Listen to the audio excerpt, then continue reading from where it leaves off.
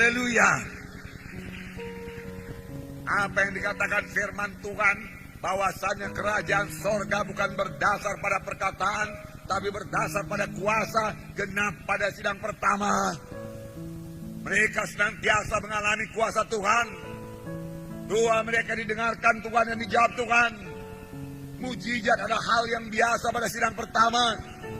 Biarlah ini juga merupakan hal yang biasa pada sidang pada akhir zaman ini. Amin, saudara. Biarlah kita merindukannya, biarlah kita memintanya.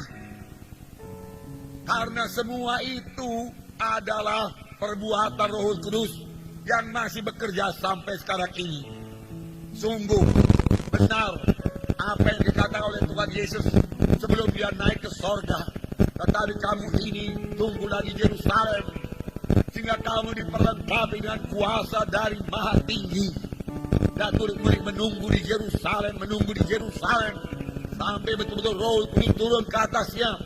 Dan pada waktu Roh Kudus turun ke atasnya, mereka sudah diperlengkapi dengan kuasa dari Maha Tinggi. Dan itu mengobatkan seluruh hidup mereka, mengobatkan Petrus yang pernah menjadi berani, Petrus yang tidak berhikmat jadi punya hikmat, Petrus yang lupakan janji Tuhan, sulit mengerti firman Tuhan, menjadi segera mengerti firman Tuhan dan menyaksikan firman Tuhan. Petrus berubah oleh Roh Kudus. Roh Kudus sangat luar biasa. Oh saudaraku, rindulah senantiasa dipenuhkan dengan Roh Kudus. Dan setelah dipenuhkan dengan Roh Kudus, biarlah saudara senantiasa bersekutu dengan Roh Kudus, mohon pertolongan Roh Kudus, merasakan kehadiran Roh Kudus. Biarkanlah Roh Kudus memimpinkan saudara kepada segala kebenaran. Dengarkanlah suaranya, patuhilah pimpinannya, maka seluruh hidup saudara akan berubah dan diberkati Tuhan. Amin. Haleluya. Beri tepuk tangan pada Roh Kudus. Terima kasih Roh Kudus. Pada waktu pencurahan Roh Kudus pada hari Pentakosta, Petrus berkhotbah sedemikian rupa, sangat diurapi oleh Tuhan, sehingga jiwa-jiwa mendengar yang sangat terharu. Dan mereka bertanya, Tuhan, apa yang harus kami perbuat? Saudara yang kasih dalam nama Petrus berkhotbah dan berkata, hendaklah kamu bertobat dan memberi dirimu dibaptis dalam nama Yesus untuk ampunan dosamu, lalu kamu beroleh karunia Roh Kudus. Dan pada hari itu juga 3.000 orang bertobat dan 3.000 orang memberi diri dibaptis. Ini adalah pekerjaan Roh Kudus. Hal seperti ini harus kita rindukan lagi pada akhir zaman ini. Marilah miliki pikiran yang rohani, supaya kita melihat perkara-perkara rohani, merindukan perkara-perkara rohani, berdoa buat perkara-perkara rohani, mengejar perkara-perkara rohani. Lalu sekaliannya ditambahkan padamu, jangan sampai kita mengejar dunia ini, saudaraku, tetapi tidak mengejar perkara-perkara rohani. Maka dunia tidak dapat, rohani juga tidak dapat. Kalau kita dapat perkara rohani, dunia ditambahkan Tuhan kepada kita. Amin. Haleluya, saudaraku. Puji Tuhan. Petrus berkhotbah. Petrus tidak takut lagi. Mula-mula dia menyembunyikan diri, tapi Roh Kudus mengubahkan Petrus. Petrus berani. Petrus berkhotbah. Dengan terus terang dia katakan, kamilah saksinya mengenai Yesus yang mati, tetapi Allah membangkitkan dia dari antara orang mati. Dalam hal itu kamilah saksinya. Dia berani buat Tuhan. Rindulah hal seperti ini jadi bagi saudara, jadi bagi kita, jadi bagi anak-anak Tuhan, dan memang harus jadi. Dan Tuhan memang mau membuatnya jadi sepanjang kita merindukannya. Amin, saudara. Lapar dan hauslah. Rindukan perkara-perkara rohani dalam hidup kita.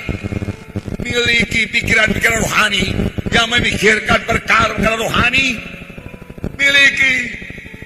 Tuhan, aku rindu perkara-perkara rohani, Tuhan. Aku rindu urapanmu bertambah-tambah, Tuhan, dalam hidupku, dalam pelayananku. Aku rindu Engkau mengurapi pemberitaanku. Aku rindu Engkau mengurapi kesaksianku. Aku mau bertambah-tambah mengerti akan firman Tuhan. Aku bawa kuasa mulia meletakkan tangan dan seorang sakit, orang itu sembuh. Tuhan, aku mau Tuhan meletakkan tangan dan mengusir setan dalam nama setan itu pergi. Aku mau Tuhan mujizatmu terjadi dalam pelayananku. Aku rindu Tuhan pencurah Roh Kudus jaya dalam KKS-ku. Biar Roh Kudus dicurahkan karena firman-Mu berkata di mana ada Roh Kudus ada kebebasan. Rindukan, minta. Firman Tuhan berkata tidak ada padamu karena kamu tidak minta. Oh saudaraku, marilah jadi orang-orang rohani yang merindukan perkara-perkara rohani. Amin. Haleluya, rindulah perkara-perkara rohani.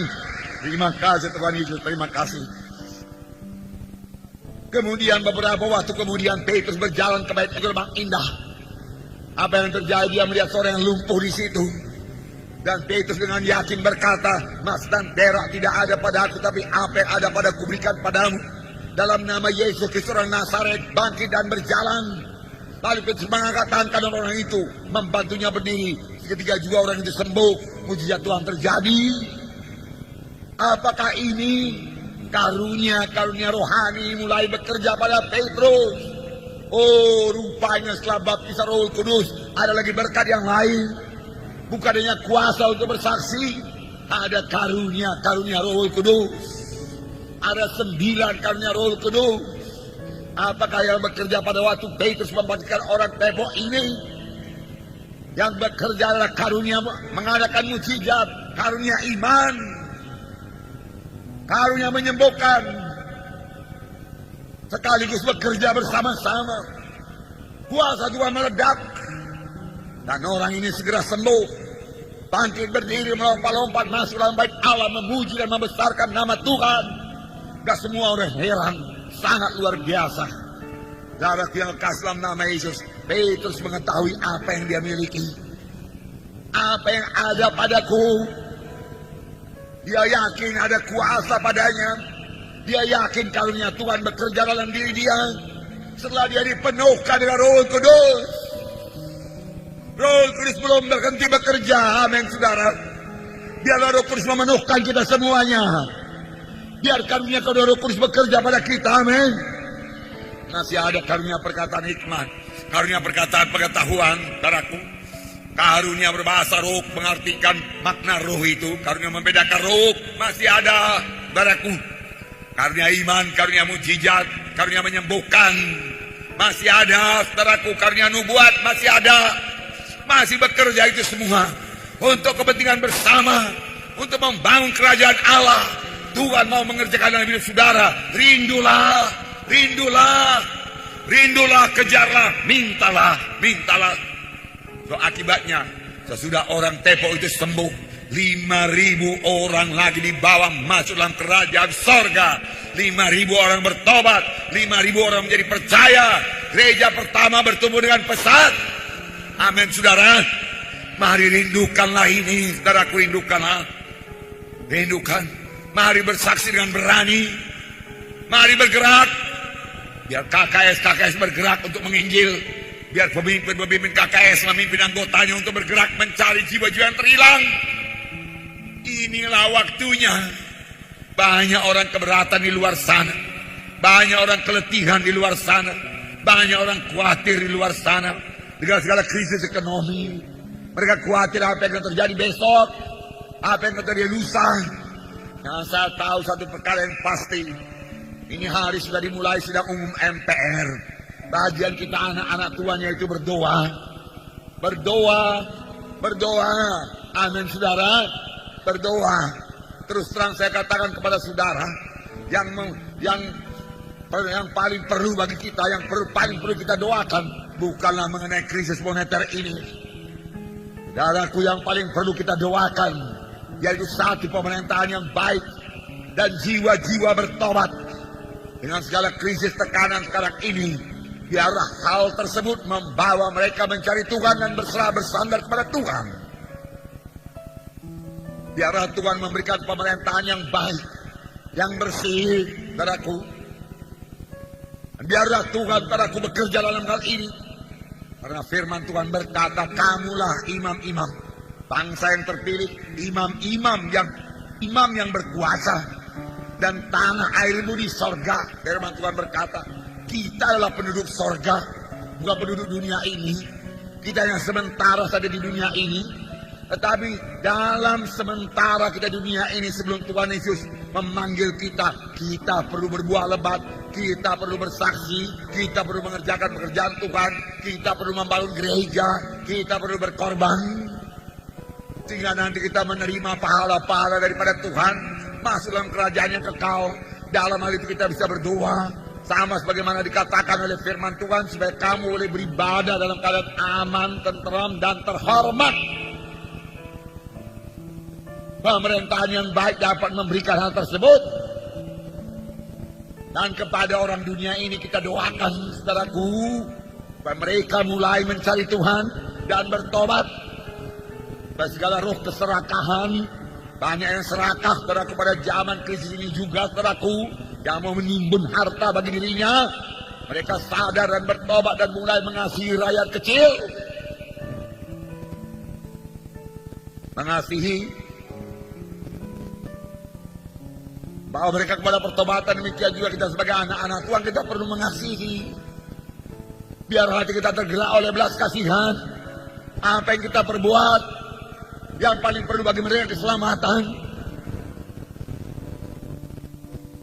Saudara yang kekasih dalam nama Yesus, semalam saya menangis di hadapan Tuhan.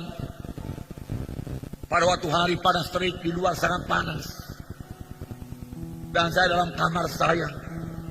Memang ada AC, saya tenteram. Tapi kemudian saya ingat jiwa-jiwa di luaran sana. Tuhan, bagaimana dengan jiwa-jiwa di luar sana yang punya rumah atap seng yang rendah dan tidak punya asbes, Tuhan. Mereka sangat kepanasan ini, Tuhan. Bagaimana saya boleh membantu mereka, Tuhan? Saya katakan, Tuhan, kasihanilah mereka, Tuhan. Kalau boleh, Tuhan, Engkau redakan panas ini. Tetapi kemudian saya berpikir yang terpenting bagi mereka bukanlah hal tersebut. Yang terpenting bagi mereka yaitu mengenal Yesus sebagai Tuhan dan Juru Selamatnya. Karena neraka jauh lebih panas daripada atap seng, daripada panas 35 derajat sekarang ini, saudaraku. Jauh lebih panas neraka itu. Ditambah lagi ulatnya tidak mati, cacing-cacing itu tidak mati, dikatakan, saudara. Sengsara kekal selama-lamanya. Biarlah kita sentakkan mereka dari api neraka, bawa mereka kepada sorga yang kekal. Beranilah bersaksi, amin, saudara. Saudara yang kekal dalam nama Yesus.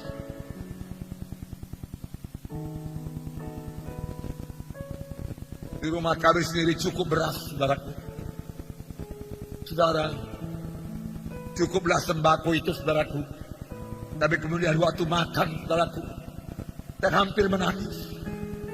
Apakah semua orang-orang di luar sana cukup ini semua, Tuhan? Saya katakan, tolonglah mereka, Tuhan, tolong mereka. Tetapi kemudian Roh Kudus menyadarkan saya lagi bahwasanya yang terpenting bagi mereka bukan sembako, bukan 9 bahan pokok.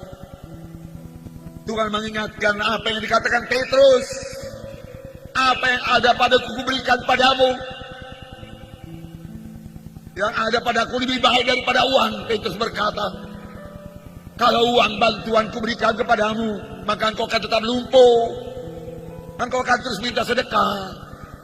Boleh jadi beberapa waktu engkau bisa libur, tidak meminta sedekah, karena uangmu masih cukup, karena aku berikan uang yang banyak. Tetapi nasibmu tidak juga berubah, engkau masih juga meminta sedekah. Petrus berkata, yang lebih baik daripada uang kuberikan padamu, yang lebih baik daripada beras aku berikan padamu, lebih baik daripada makanan aku berikan padamu, lebih baik daripada pakaian aku berikan padamu. Dalam nama Yesus Kristus baca dan berjalan. Petrus memberikan kuasa Tuhan, Petrus memberikan firman Tuhan. Demi nama Yesus Kristus, Yesus Kristus Juru Selamatmu, itu yang perlu bagimu. Tidak salah menolong orang dengan sembako, saudara, tidak salah. 9 bahan pokok, tidak salah. Tuhan suka, tapi itu bukan jawaban yang terutama. Jawaban yang terutama keselamatan jiwa. Kalau memang saudara pikir itu jalannya kepada orang yang belum bertobat supaya dia mau mendengarkan Injil, silahkan saja. Mana pimpinan Roh Kudus yang baik pada saudara. Tapi yang paling penting adalah keselamatan jiwa. Amin, saudara. Puji Tuhan. Dan kita sebagai anak-anak Tuhan ini, saudaraku, kita adalah anggota tubuh Kristus. Amin. Kita anggota tubuh Kristus. Kita bersaudara dalam Tuhan. Kami mengasihi saudara-saudara sekalian. Saudaraku, saudara-saudara jangan sampai kekurangan makanan. Kalau kami tidak kekurangan makanan, saudaraku, kami mau menolong saudara. Ya dalam hati saudara sedikit pun tidak perlu khawatir. Apalagi jumlah kita anak-anak Tuhan begitu banyak, 7.000 lebih sekarang ini, saudaraku. Dengan 700 lebih KKS, saudaraku, tidak ada yang perlu dikhawatirkan karena kita bersaudara dalam Tuhan. Oleh sebab itu jangan khawatir. Saudaraku, oleh sebab itu doa kita juga biarlah doa yang rohani. Doa yang rindu akan kuasa Tuhan. Doa yang rindu akan jiwa-jiwa selamat. Jangan kita tenggelam dalam persoalan kita sendiri. Bagaimana nanti hidupku, bagaimana anakku, bagaimana uang sekolah anakku. Saudaraku, saya katakan kepada saudara semua anak-anak dalam gereja Kemenangan Iman Indonesia ini akan makan cukup, pakaian cukup, saudaraku, dan bisa sekolah dengan baik dalam nama Yesus, saudaraku. Amin, saudaraku. Kalaupun ada kesulitan dalam hal-hal tersebut, bersama-sama kita semua boleh bersegati menanggulanginya. Karena Tuhan telah begitu berikan, begini banyak kita ini bersaudara dalam Tuhan dan saling mengasihi. Bersatu kita di sini, bersatu di sorga. Pantas kita di sini saling tolong menolong. Saudara-saudara jangan segan-segan mohon pertolongan. Amin, saudaraku. Ceritakan kepada pemimpin KKS saudara. Nah, rumah kami senantiasa terbuka siang dan malam, saudaraku, untuk menolong saudara. Amin, saudara. Haleluya. Puji Tuhan. Dan sekarang pertemuan kaum Bapa sekitar 250 orang lebih, saudaraku. Kami kaum Bapa akan bersama-sama menanggulangi setiap persoalan yang terjadi dalam gereja Kemenangan Iman Indonesia ini. Amin. Haleluya. Pujilah Tuhan, saudaraku. Jadi tidak perlu khawatir, tidak perlu khawatir. Walau gejolak nanti bertambah sulit, kita memiliki Tuhan yang hidup, saudaraku. Apakah gunanya Tuhan menuliskan bahwasanya Tuhan memberi makan Elia dengan burung gagak? Berarti Tuhan berkata, tidak ada padaku jalan buntu, anakku. Tuhan berkata, jangan kamu khawatir, anakku. Yang perlu engkau mengerjakan pekerjaanku, Tuhan berkata. Karena padaku yang sungguh-sungguh mengerjakan pekerjaan Tuhan, yang sungguh-sungguh bersaksi pada akhir zaman ini dengan mengasihi Tuhan dan mengasihi jiwa-jiwa. Jumlahnya sudah langka, saudaraku. Banyak mementingkan kepentingan diri sendiri saja.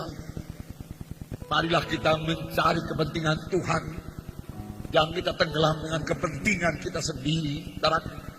Biar roh kita senantiasa menyala-nyala sama sebagaimana sidang pertama. Mereka tidak berhenti lagi bersaksi, saudaraku. Tidak berhenti. Maka mereka bersaksi dengan berani, Puji Tuhan, saudara. Kita membaca Kisah Rasul pasal 4 ayat 1 sampai 22.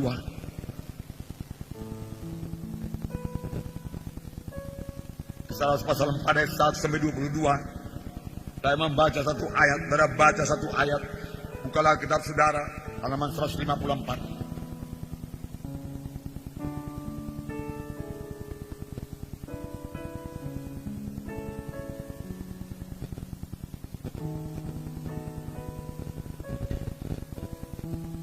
Saya mulai membaca. Ketika Petrus dan Yohanes sedang berbicara kepada orang banyak, mereka tiba-tiba didatangi imam-imam dan kepala pengawal bait Allah serta orang-orang Saduki.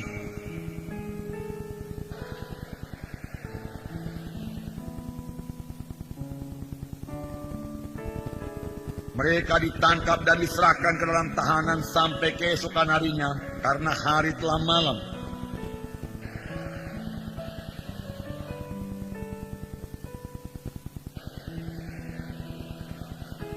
Pada keesokan harinya pemimpin-pemimpin Yahudi serta tua-tua dan ahli-ahli Taurat mengadakan sidang di Yerusalem.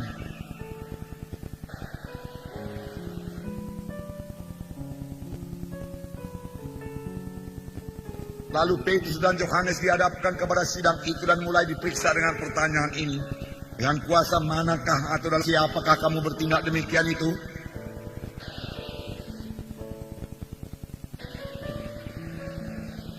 Jika kami sekarang harus diperiksa karena suatu kebajikan kepada orang sakit dan harus menerangkan dengan kuasa manakah orang itu disembuhkan,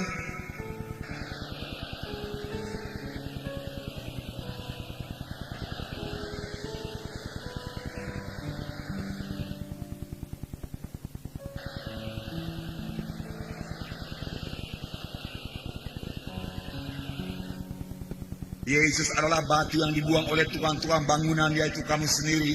Namun ia telah menjadi batu penjuru.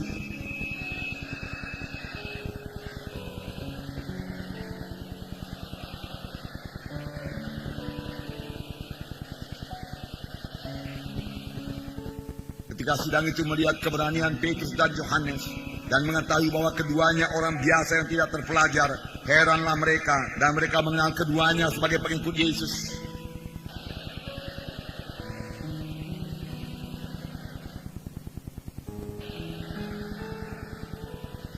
Dan setelah mereka menyuruh rasul-rasul itu meninggalkan ruangan sidang, berundinglah mereka.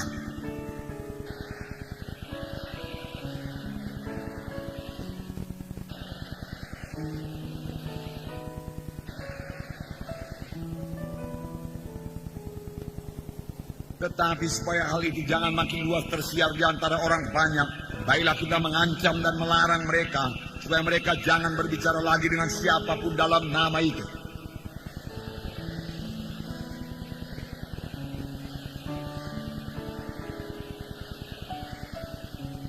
Tapi Petrus dan Yohanes menjawab mereka, silakan kamu putuskan sendiri manakah yang benar di hadapan Allah, taat kepada kamu atau taat kepada Allah.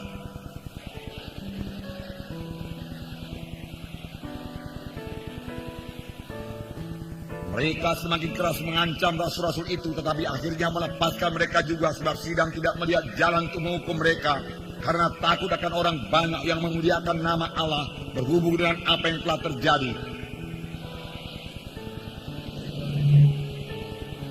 Amin. Puji Tuhan. Saudara, kesembuhan ini segera menimbulkan kemarahan setan. Setan marah buat pemberitaan Injil. Setan tidak suka Injil diberitakan. Setan tidak suka jiwa-jiwa diselamatkan. Apalagi setan tentu tidak suka jiwa-jiwa menerima mujizat Tuhan, disembuhkan. Dan setan takut kepada nama Yesus. Oleh sebab itu, imam-imam tanpa sadar mereka telah dipacu oleh setan. Sebab imam-imam berkata, mari kita larang supaya mereka jangan lagi berbicara di dalam nama Yesus. Di dalam nama Yesus. Karena setan tahu bahwa saya dalam nama Yesus ada kuasa. Tetapi juga setan sangat marah. Karena di sini dikatakan, di dalam ayat 4 dikatakan, dalam ayat 2, orang-orang itu sangat marah karena mereka mengajak orang banyak dan memberitakan bahwa dalam Yesus ada kebangkitan dari antara orang mati. Ini sangat dibenci oleh setan. Jiwa-jiwa mengetahui ada kebangkitan dari orang mati. Tetapi dengan sukacita saya memberitahu kepada saudara, dan inilah pengharapan yang terutama, iman yang terutama bagi tiap-tiap anak-anak Tuhan, bahwa saya dalam Yesus kita ini semua akan dibangkitkan, akan hidup dalam satu hidup yang baru dengan tubuh yang mulia. Amin. Itu sebabnya kematian tidak menakutkan gereja pertama. Stefanus dilempar dengan batu, ampunilah mereka Tuhan, dan mengaku sekarang ke sorga Tuhan. Tubuhku akan dikuburkan, tapi jiwa rohku sudah di sorga, dan telah tubuhku engkau bangkitkan dengan tubuh yang mulia. Haleluya Tuhan, dia katakan, ampuni mereka itu. Engkau hanya izinkan aku menangis sampai di sini, aku bersyukur, aku sudah selamat, dia katakan. Puji Tuhan. Saudaraku, mengenai kebangkitan orang mati berkali-kali terang dalam Alkitab. Saya tidak bisa baca ayat demi ayat begitu banyak. Dalam 1 Korintus 15 ayat 22, sedikit saya bacakan kepada saudara. 1 Korintus 15 ayat 22 saya bacakan. Ayat 22. Karena sama seperti semua orang mati dalam persekutuan dengan Adam, demikian pula semua orang akan dihidupkan kembali. Akan dihidupkan kembali dalam persekutuan dengan Kristus. Amin. Dalam Yesus kita lahir baru, dilahirkan kembali. Kemudian setelah kita mati, kita akan dihidupkan kembali. Amin. Dan tubuh kita akan dibangkitkan Tuhan dari kematian, dari tanah, dan diubahkan Tuhan dari tubuh yang mulia. Amin. Luar biasa dalam Tuhan. Kita akan saling mengenal di sorga. Tapi saya yakin tubuh kita akan sangat mulia. Sekarang ini tubuh saya belum mulia, tubuh saudara belum mulia. Tetapi saya dapat mengatakan kepada saudara, tubuh kita ini lebih daripada tubuh orang dunia ini. Mengapa, saudaraku? Karena tubuh kita ini sudah menjadi rumah Roh Kudus. Roh Kudus tinggal dalam saya. Tubuh saya rumah Roh Kudus, yang selalu dijaga oleh Roh Kudus, dibersihkan oleh Roh Kudus, saudaraku, direparasi oleh Roh Kudus. Sama seperti saya mereparasi rumah tempat tinggal saya kalau rumah itu bocor. Saya reparasi. Apalagi Roh Kudus tinggal dalam saya, maka Roh Kudus mereparasi tubuh saya ini. Dan saya yakin, saudaraku, saya boleh memakai tubuh saya ini, saudaraku. Saya bisa tinggal dalam tubuh saya ini untuk mengerjakan pekerjaan Tuhan lebih banyak lagi, amin. Saya tidak mau memakai tubuh saya menjadi alat dosa, tidak. Saya tidak mau mengikuti kehendak daging saya, tapi dengan roh saya mematikan kehendak daging itu. Dan saya boleh berjalan dalam roh, dan tubuh saya ini boleh berguna buat Tuhan. Terlebih-lebih dalam menerima perjamuan suci yang pada hari ini akan kita terima. Saya selalu berkata kepada Tuhan, pegang roti, terima kasih Tuhan buat tubuhmu ini, Tuhan, yang kau berikan bagi saya, kau serahkan bagi saya. Tuhan, aku satu meja dengan engkau sama seperti murid-murid pada malam yang terakhir sebelum kau disalibkan, Tuhan. Tuhan, ku terima tubuhmu, Tuhan. Memberkati tubuhku ini, Tuhan, yang banyak kekurangannya, Tuhan, banyak kelemahannya. Karena lahir dalam dosa, dan telah dirusak oleh dosa. Tapi Roh Kudus memperbaikinya, dan tubuhmu ini memberkatinya. Demikian diterima darahmu, Tuhan, menyucikanku, Tuhan Yesusku. Dan darahmu berkuasa, darahmu imun.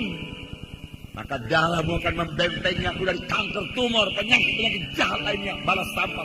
Tidak bisa menjamah dalam nama Yesus. Dan saya yakin firman Tuhan berkata, sama sebagaimana imanmu, jadilah padamu, amin.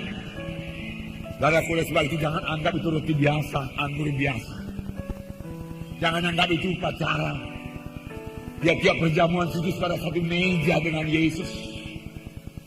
Biarlah kita semua menjadi alat kebenaran.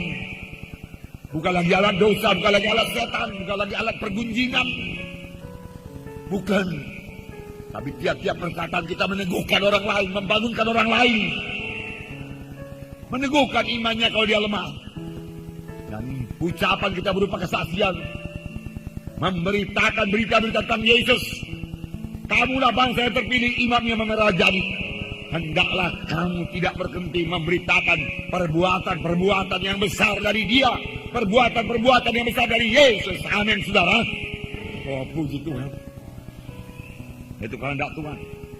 Dan 1 Korintus 15 juga lebih jelas. Ayat 51 mulai. Saya baca kepada saudara. Sesungguhnya aku menyatakan kepadamu suatu rahasia. Kita tidak akan mati semuanya, tetapi kita semuanya akan diubah dalam sekejap mata, pada waktu bunyi nafir yang terakhir. Sebab nafir akan berbunyi, dan orang-orang mati akan dibangkitkan dalam keadaan yang tidak dapat binasa, dan kita semua akan dirubah. Karena yang dapat binasa ini akan mengenakan yang tidak dapat binasa, dan yang dapat mati ini akan mengenakan yang tidak dapat mati. Itu tubuh yang mulia. Paulus berkata, dia berharap Yesus akan datang pada zamannya. Tidak semua kita ini mati, dia katakan. Tapi Yesus cepat datang, dan kita akan naik ke surga, kita akan dirubah.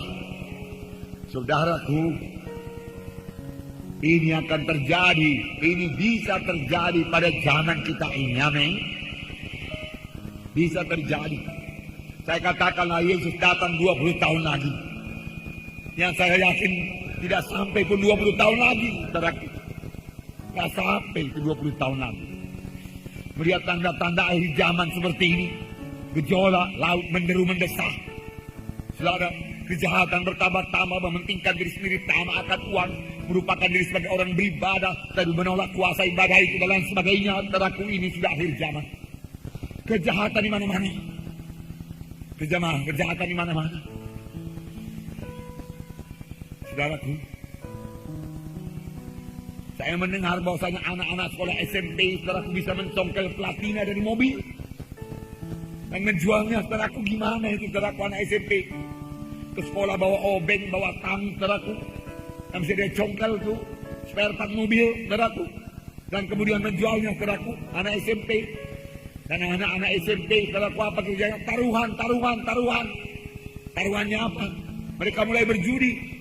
Mereka tahu, saudaraku, kapan pertandingan sepak bola internasional, mereka tahu. Saya nggak tahu. Saudaraku, misalnya sajalah ada klub Juventus, ada klub Barcelona, atau Inter Milan yang lain, mereka tahu kapan bertanding. Karena dimasuk ke dalam TV barangkali. Kemudian mereka berkata, pastilah Inter Milan menang. Tidak, Juventus yang menang. Lalu mereka bertaruh, taruhan 10.000, 20.000. Lalu apa mereka perbuat? Mereka nonton sampai tengah malam. Tidak belajar lagi. Berharap yang dijagokannya itu menang. Dan kalau kalah, besoknya mereka ke sekolah bawa uang. Bayar pelaku taruhannya. Tetapi taruhan tidak berhenti sekali. Mereka bertaruh lagi karena ketagihan. Saudaraku, yang kalah berusaha untuk menang kembali, yang menang kepingin menang kembali. Saudaraku, itu roh judi namanya, roh judi yang tidak pernah diberkati Tuhan. Saudaraku, saudara-saudara, anak-anak kita itu demikian. Inilah dunia. Ditambah lagi, saudaraku, di luar sekolah, tidak jauh dari pagar itu, saudaraku, orang sudah menjual ganja. Saudaraku, saudara yang kekasih dalam nama Yesus, ini yang terjadi pada zaman sekarang ini. Belum lagi di luar sana. Saya tidak tahu apa yang terjadi di disko-disko itu karena saya tidak pernah masuk dan tidak akan masuk, saudaraku. Segala kejahatan, saudaraku, Yesus mau datang. Pada waktu kamu lihat semua keadaan itu, pandanglah kepada Yesus. Jatuh cintalah pada Yesus, saudaraku. Jangan terlibat dalam perkara demikian. Jangan ambil barang rampasan. Tadi pagi saya masih baca dalam Mazmur 62. Di situ dikatakan, hanya dekat Allah saja aku tenang. Daripadanya lah keselamatanku. Tuhanlah kota bentengku, penyelamatku, gunung batuku. Orang-orang jahat mau membunuh, dia katakan. Mereka terus menyerang, mau merobohkan, sebagai orang mau merobohkan dinding yang sudah miring, dia katakan. Tapi Tuhan penyelamatku. Dan dia katakan, setan mau menjatuhkan kita dari kedudukan yang tinggi. Jangan mau. Kedudukan secara mulia sebagai anak-anak Tuhan. Jangan turun dari situ, amin. Mulia menjadi anak Tuhan, amin. Dan saudara akan dibangkitkan, amin. Tidak semua akan mati. Yesus bisa datang. Kalau 20 tahun lagi masih banyak kita tinggal di sini, amin, saudara. Ya, boleh jadi beberapa orang sudah berangkat, saudaraku. Dan kalau 20 tahun lagi, saudara berumur 40 tahun, ya sekarang 50 tahun sekarang, saudaraku, saudara masih bisa jumpa Tuhan tengah awak-awak. Kalau 20 tahun lagi, kalau 10 tahun lagi gimana? Kalau 5 tahun lagi gimana?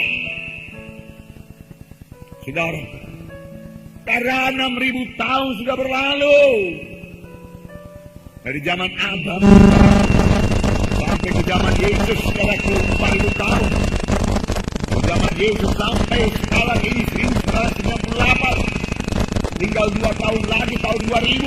Masuk tahun Sabat, kerajaan 1000 tahun. Apakah tandanya, Tuhan? Kalau kamu lihat pohon ara mulai bertunas, kamu tahu musim panas sudah hampir. Dan bangsa ini, dia katakan yang melihat tanda itu tidak akan binasa kalau sesuatu jadi. Apakah itu? Bangsa ini tidak binasa, bangsa apa? Apakah yang bertunas itu? Bangsa Israel menyatakan kemerdekaannya tahun 47. Tahun 47. Dan generasi yang melihat, saudaraku, bangsa Israel itu merdeka tahun 47 tidak akan binasa sebelum terjadi segala sesuatu. Satu generasi berapa? Berapa umur orang? Saudaraku, 50 tahun, 60 tahun. Tambahkan tahun 1947 tambah 60 tahun berapa? 2007. Kalau satu generasi cuma 50 tahun, tahun berapa? Tahun 1997. Saudaraku, boleh jadi, saudaraku, tambah 5 tahun, 6 tahun. Saudaraku, itulah dia, saudaraku.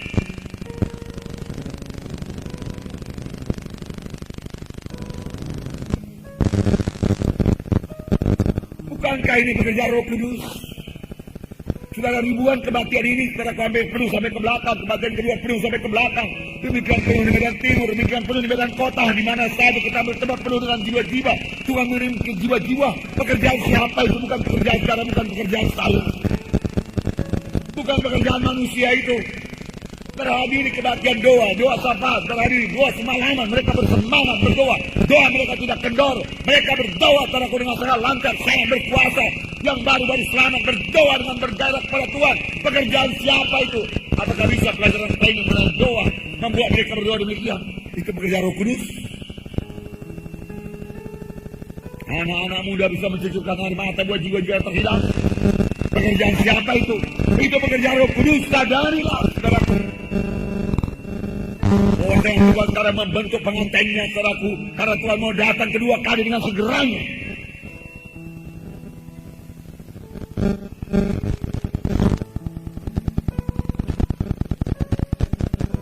Saudara, Tuhan genapkan masa kesombongan. Tuhan genapkan masa orang kafir, saudara. Tuhan datang. Tuhan akan membalas semua kepada orang yang sombong. Haraplah sekarang menanti Roh Kudus dalam memimpin kita sekarang. Sudah semua kita akan mati. Kami sebagian akan coba akan bertemu Tuhan di awan-awan dengan tubuh yang mulia. Pada waktu Nafiru Tuhan ditiup, Tuhan datang dengan sorak. Tuhan tidak sampai ke bumi pada waktu itu. Hanya di angkasa akan kita bertemu dengan Tuhan yang apa. Kemudian 7 tahun kita di surga. Kemudian turun ke bumi padaku bersama-sama dengan Yesus. Dan dalam peperangan Armageddon Tuhan musnahkan semua musuh-musuh Tuhan. Lalu Tuhan mendirikan kerajaan 1000 tahun di dunia ini. Dan kita memerintah 1000 tahun di dunia ini. Di dunia ini 1000 tahun memerintah. Dunia makmur, tidak ada krisis moneter. Itu makmur semakmur-makmur. Maukah saudara ikut jalannya? Maukah saudara memerintah jalannya? Inilah saatnya saudara mempersiapkan diri, amin. Dengan berjalan dalam Roh Kudus. Berapa banyak saudara bawa buat Tuhan? Ini berapa banyak persembahan saudara buat Tuhan? Berapa banyak persembahan yang paling indah yaitu jiwa-jiwa. Dalam pertemuan kaum bapa, saya suka cita kaum bapa mulai bersaksi. Ayo kaum muda, jangan ketinggalan. Kaum ibu, jangan ketinggalan. Minggu yang lalu sekitar 10 orang bertobat. Juga baru dalam kebaktian kaum bapa. Minggu semalam 9 orang datang. Saudaraku, untuk menerima sebagai Tuhan dan Juru Selamatnya, sudah. Dan kaum bapa, saya katakan ada tugas kita untuk melayani, memimpin keluarga kita. Oleh sebab itu datang terus kemari supaya saudara dilengkapi. Saya memberikan firman Tuhan yang simpel sederhana kepada mereka, mudah ditangkap dengan singkat. Saudara, itu jadi pegangan bagi mereka, Tuhan. Mereka berdua berangkat dalam Tuhan. Amin, saudara. Nah, puji Tuhan. Tapi yang berangkat nanti jumpa Tuhan di awang-awang hanyalah orang yang sudah lahir baru. Yang belum lahir baru tidak. Yang sudah bertobat, menerima sebagai Tuhan dan Juru Selamat. Oleh sebab itu, hendaklah kamu menyesal dan bertobat. Menyesal dan bertobat. Baik anak-anak Tuhan yang masih saudaraku suka dosa, hingga saatnya saudara bertobat. Menyesal sungguh-sungguh. Tidak ada waktu lagi untuk berlambat-lambat sekarang. Firman Tuhan berkata, kalau ini berada 12 itu, inilah saatnya membuangkan semua pikulan-pikulan neraka dan dosa-dosa yang mudah menjerat kita. Inilah saatnya membuangkan semua supaya kita berlari dengan cepat dalam perlombaan yang diwajibkan bagi kita. Mencapai sasaran panggilan Tuhan dalam hidup kita.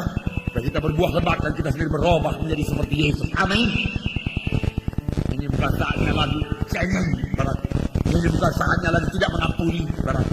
Ini bukan saatnya lagi menuntut. Ini bukan saatnya lagi mengkritik, menggunjing. Naraku. Oh, jiwa-jiwa perlu diselamatkan. Ini saatnya kerja. Ini saatnya bergerak. Ini saatnya pemimpin KKS bawa anggota keluar menginjil. Ini saatnya pemuda-pemudi keluar menginjil. Ini saatnya kaum bapak keluar menginjil. Dan kami dapati ada 15 desa, kota yang akan dibuka, yang sudah kita buka selesai sidang umum MPR. Haleluya. Dan selama sidang umum MPR memang kita bisa juga menginjil. Karena kegiatan agama tidak dilarang. saudara. Tetapi biarlah kita tunggu saja karena hanya tinggal 11 hari 10 hari lagi, saudara. Namun itu KKS, kebagian doa semalaman, saudaraku, tidak ada larangan apapun. Kebagian kaum bapak, kebagian kaum ibu, muda-mudi, jalan terus. Amin, saudara. Haleluya. Karena tidak dilarang oleh pemerintah. Hanya pertemuan-pertemuan politik yang dilarang. Dan gereja tidak berpolitik. Amin, saudara. Ya. Sebab doa lebih berkuasa dari politik. Amin. Tuhan ketuanya mendengarkan doa. Haleluya. Hanya datang. Kita lihat tadi di sini, Paulus ditangkap. Maaf, Petrus ditangkap. Gereja yang masih muda. Baru beberapa bulan, barangkali belum sebulan. Petrus Yohanes ditangkap. Setan tidak senang ada mujizat. Tangkap. Dan mulai diadili. Dengan kuasa mana atau dalam nama siapa kamu berbuat ini? Yang mengadili siapa? Perhatikan. Yang mengadili orang kafir. Orang-orang yang belum punya peradaban. Seperti ada cerita-cerita misionaris dulu ke Afrika sana. Bahkan kerap kali orang-orang yang belum beradab demikian menerima peraku penginjilan. Hanya tanah Batak yang kurang menerima. Karena mereka sempat membunuh Lima dan Munson. Tapi kemudian akhirnya saudaraku, momen datang mereka terima juga bagian. Saudaraku, banyak kamu terima sehingga orang Batak selamat. Darah Lima Munson dicurahkan buat orang Batak. Orang Batak istimewa di hadapan Tuhan. Oleh itu orang Batak saudaraku mesti selamat. Familinya mesti selamat. Dan mesti saudaraku bersedia menggantikan tempat Lima Munson kalau perlu. Paling tidak dia harus menginjil.